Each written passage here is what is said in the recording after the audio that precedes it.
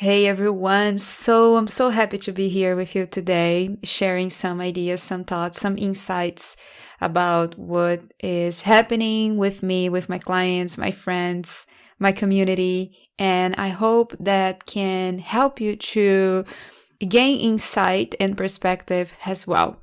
First, I would like to share with you something that I've been thinking since I met with a friend of mine who is a Buddhist, and I've been came back to my Buddhist practice around 3 weeks ago. I visited her house, her apartment, and we were talking about connecting with our core values and chanting and meditating every day to align ourselves with our core values. When I think about core values, I think about what we consider to be essential to our happiness and what we consider to be important to our growth, our soul growth, our personal growth, our emotional growth, our professional growth. When we start to get clear about what exactly we really want for ourselves in order to maximize our existence, we must dive a little deeply to connect with what exactly is important to us. I would like to just share a story with you from a client of mine that has been dealing with drinking issues. When we started our sessions, we were talking about the behaviors that she wants to change, and we started to dig a little deeper to understand what exactly is going on and what is moving her to behave in that way. And after a few sessions, we actually could discover that there is a deep sense of low self-esteem or low self-worth, lack of confidence that was leading this person to drink more and consequently feel bad and harm her body, right? So when we are talking about living in alignment with our soul's purpose, when we are talking about living in alignment with our soul's calling, we are talking about a process that is going to release the false identity. It's going to release the trapped emotions, the beliefs that we've been holding that are no longer serving us and limit us to the point where we start to behave in ways that don't bring the happiness that we want, that don't bring that outcome that we really want in order to be healthy and happy and achieve the things that we want in the world. So today I would like to talk a little bit about overcoming addiction and changing behavior patterns in a way that feels more authentic to me and in a way where I can blend my own experience, what I've been learning and teaching and studying and sharing with my clients and my friends as well, in a way that feels authentic to me. If you want to give any contribution to this conversation, feel free to message me on Instagram or email me because I would love to hear from you. So one thing that I would like to share about this topic is returning to a daily practice that helps us align with our core values, align with our soul, which is different from the personality self. The personality self, let's see, it is that container of stories, memories that we carry with us, and we need to transform, change, and at some point throw that away so we can be one with our divine self. We are all perfect as we are. Once we release the false identity, when we release that personality self, I'm not good enough, I'm bad, therefore I act in ways to harm myself and harm others. Once we are able to release that, we can change any pattern in our lives that are not bringing fulfillment and joy and happiness. And how can we change this sense of identity? How can we change that sense of identity that is operating on a conscious level and is leading us to behave in a way that is so limiting and harmful to ourselves. One of the ways that I work with my clients, and one of the ways that I also work with myself, is to have a daily practice where we can connect with our divine selves. For many years, I've been practicing A Course in Miracles. I'm also a Buddhist, and I practice the Japanese Buddhist practice, and I also practice hypnosis. Mind training is essential in this process of releasing the unwanted, toxic, negative thinking patterns that lead us to actions that are out of alignment with our truth, our divinity. So my invitation for you is to commit to something, to any type of mind training that is going to help you to release the fear-based thinking to love-based thinking, or that's going to release you from obsessive thinking to a more peaceful thinking. The way that you can choose this is by trying. It is by becoming curious to understand what suits you, what is more, aligned with yourself. And once we are able to find that practice that helps us, we must commit on a daily basis. We must do morning and evening, because that's what's gonna help us to break down that massive energetic imprint that is controlling our lives. When we don't make a commitment, what happens is that the unconscious mind runs the show. When the unconscious mind is running the show, our fears are running the show. Our fears are in control. When we commit to any type of mind training, what is operating in our lives, it's a much higher force that is not controlling our lives, but it is guiding us to take right action. So every time that you are practicing, when you are meditating, when you are doing hypnosis, when you are even journaling, you are automatically coming to your inner self. You are automatically looking at the mirror. When we are willing to make this cleansing, when we are willing to do this purification of the mind, we are able to see clearly, and then we can take action. And I've been talking about this. I've been talking about shifting our energy before taking action, not going to this automatized way of doing things, because the outcome not necessarily will come in the way that it feels good or feels really fulfilling to us. So returning to the client that was struggling with drinking issues, once we started to access some of the thoughts, the emotions that were there, and bringing the light, bringing awareness, bringing higher wisdom. Because when we bring higher wisdom to what is false, what is illusion, that dissipates really easily. So once we shed the light to the shadow, to the darkness, we can see clearly who we truly are. We connect with that divine self within. So this client, in few sessions, she stopped drinking. She just, she's not drinking in the way that she was before. She's feeling much more aware. She's feeling that she can make choices for herself. And I think when we are being controlled by our behaviors, when we are, out of control, when the unconscious is running our behaviors, we feel that we don't have choices, right? That we don't have the power to make choice. I believe that more we spend time with ourselves, shedding the light to the darkness, more we find that inner power that leads us to make the right choices for ourselves, that leads us to right action.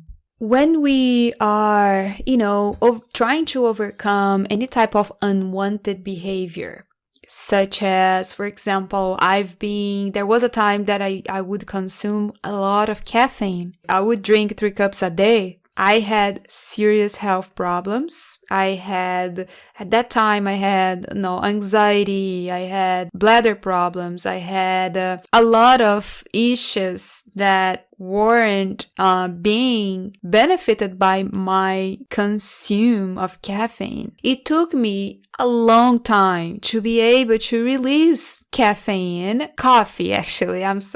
to release coffee from my life. I still drink caffeine. I drink a little bit of black tea. Eventually, if I feel drinking a coffee in a coffee shop, I can drink. That's not going to affect me that much. Then I remember when I was trying to quit coffee from my life, I would feel so depressed. My body would feel so hurt. It's so difficult sometimes to understand what type of energy, what type of inner work we have to do to just release a bad habit, to just release that habit that is not serving our growth, is not serving our higher purpose. Whether you are in a relationship that is harmful, that is toxic or is abusive, or you are trying to overcome an addiction, you are in this process of understanding how to use your energy in a different way, how to change your focus, how to be strong enough to say no, how to be strong enough to commit to your decisions, right?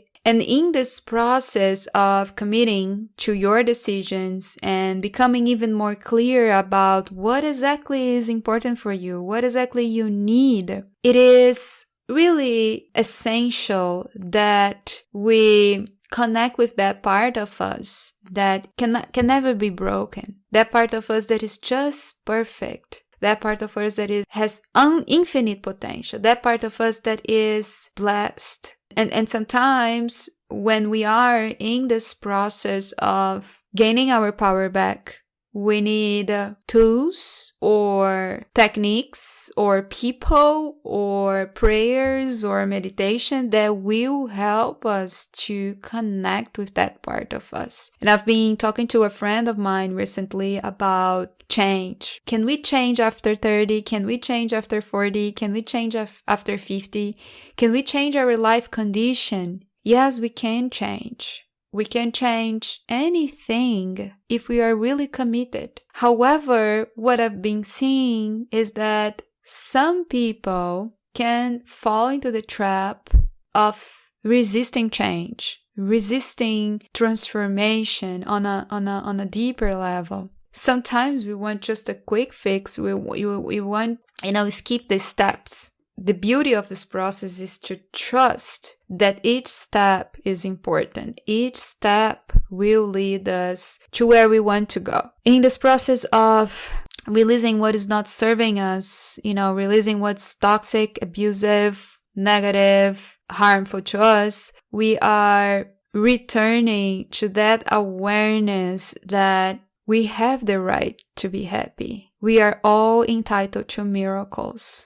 And we can claim that we have the right to be happy, to be healthy, to be loved, to love in this lifetime. In the Buddhism that I practice, there is this idea that we all have the potential to attain Buddhahood in this lifetime. If we want, if we commit. So why wait? I think yesterday I was watching a documentary and the person in the documentary said, I don't rehearse to be my best self. I am in my best self every day. So how can we bring the awareness that every single day is an opportunity for us to be better? Every single day is an opportunity for us to change, to embrace change. Every day is an opportunity for us to thank that we can change. Thank the universe, thank existence, thank life,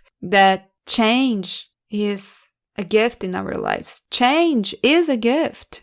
But most of the time we resist change because we think that that's gonna be hard work or that's gonna break the safety structures in our lives. The ego builds this, structures around to prevent change from happening. So what happens when you are free from your addiction or your behavior what happens? I believe that what happens is that you access this inner freedom within, but the ego is focusing on lack. The ego doesn't want to experience freedom. The personality self doesn't want to experience freedom because the personality self is attached to a label. The personality self is attached to one way of behaving. I had a situation recently where I could, perceive energetically the personality self of a specific person.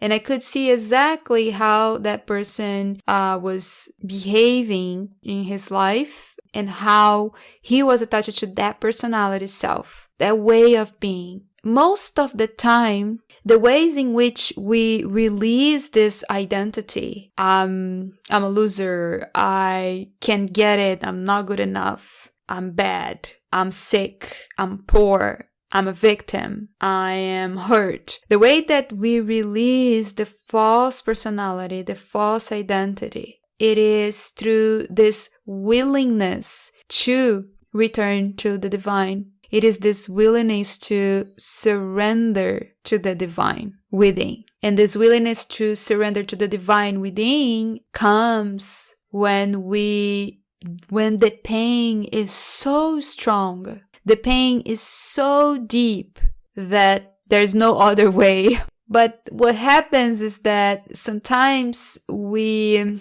block our capacity to feel our emotions, and we start to create mechanisms to not feel, to not see the truth, and think, and we pass by and think we keep living our lives in a way that doesn't feel that good, but we can still kind of live. But deep inside, there is something wrong. And then we find all the distractions. We find a lot of distractions, or we find the pills that will, minimize that pain a little bit, but it's not healing that pain. Or we'll find addictions, or we will find substances or behaviors.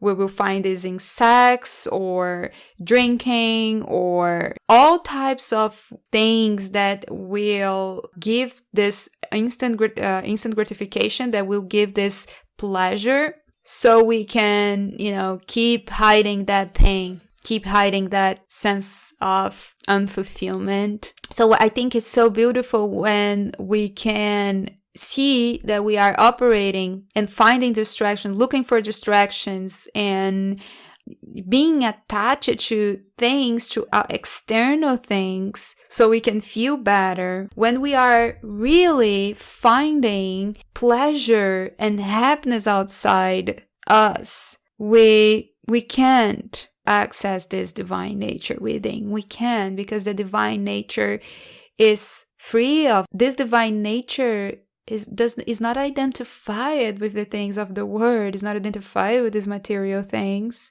This divine nature is free. This is your soul. This is your core. And to access that core, basically, you don't need those things. If there is any area in your life that you are calling for transformation, perhaps, it's a new partner, perhaps it's a new job, perhaps you want to make more money, or you want to be at peace, or you want to stop drinking. My invitation for you is to, first of all, make a list of the things that are your distractions. Make a list of things that you've been putting energy. You don't actually get that joy, the happiness back from that thing. It's just maybe a instant gratification, something that is really temporary. And see if you can slowly diminish that in your life, diminish that distractions. Perhaps it's a conversation, a specific type of conversation that you don't want to have every day. Perhaps it's a relationship that is draining you. Perhaps it's the job that is draining you.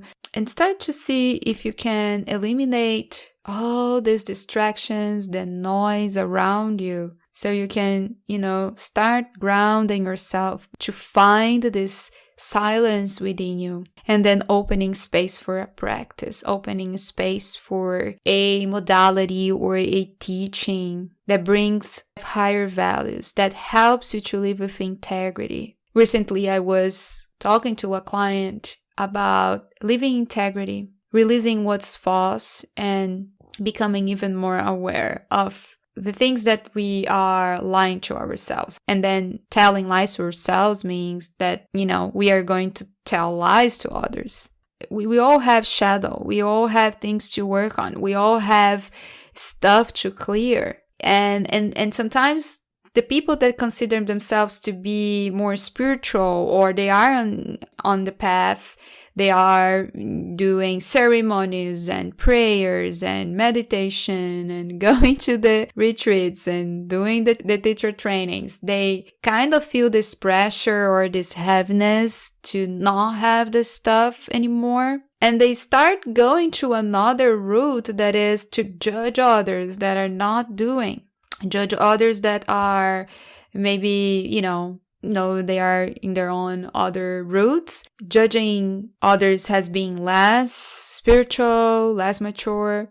So it is so important that we keep working on ourselves, that we keep looking within and keep shedding the layers that we need to shed until we are even more comfortable with ourselves and others. Because truly, when we access our divine nature, we can only see the divine in others. We drop these judgments and complaints about others. We can embrace the divine in others as well. So I was talking to this client about the things that she wants to change and the lies that she keeps telling herself. I invited her to embrace her shadow with love. Embrace her shadow and nurture that, and know that you still, have things to work on. And that's beautiful. It's beautiful. The more we give to ourselves, the more we'll be able to give to others. A friend of mine was dealing with migraine, and she has been dealing with migraine for a long time. She also committed to practice meditation more than 2 times a day. And then she said that since she started that, the migraine basically left. I also felt, since I started to increase the amount of time that I spend in meditation, in chanting, I've been sometimes doing 1 hour in the morning, 1 hour in the afternoon, in the evening. I've noticed that my life force energy, my life force energy had an increase. And I could feel much more clear. I could feel much more present. And when I'm not committed to my own practice, when I'm not committed to my own healing, I just get really out of track. And things just don't flow that well. It doesn't mean that difficulties will not come. It just means that we will be able to deal with life circumstances in a more positive, with this confidence. We have the ability to face the challenges with confidence and even transform and overcome and heal them. And talking a little bit about changing behavior patterns, we also will talk about connecting with what does your soul really want. And when we are talking about changing behaviors, we are talking about truly being more sincere and listening to what our soul really wants. People forget about their passions. People forget about the things that really light them up because life gets in the way, problems get in the way. It is easier to get distracted. It is easier to just, have some instant pleasure, instant gratification, rather than opening space for what is going to bring you closer to your divine self, your truth. So opening space to what fulfills your soul, what fulfills your passion, it's an act of integrity. More we open space for that, more we create change. And for me, creative practice is a medicine. Through creativity, we access parts of the brain that with the logical mind, we can't access. We access parts of the unconscious mind, and we play with the unconscious mind, which is the feeling mind. Emotions drive behavior when we are playing with the waters of our emotions, when we are playing with the waters We are dancing, creating flow with the emotions. And that's so beautiful because we live in a society where emotions are something that should be hidden, should be suppressed. Recently, I was talking to a friend about, blocks in the throat chakra, feeling blocked to tell the truth, not being willing to communicate the truth. And we were talking about human design, and, he was saying that in the human design, it doesn't have this channel open and everything. I brought to the conversation the idea that it is really interesting to get a snapshot about, read your astrology chart, read your, human design. But at the same time, the purpose of knowing this, this chart, having this map is healing. So I think the engagement is a type of engagement that sometimes we forget. Because when we are living really attached to our personality self, we are just giving justifications. We are acting in ways to justify what we think is true about ourselves. So because I have this channel that is not open, or because I have this aspect in my chart, that's why I behave this way.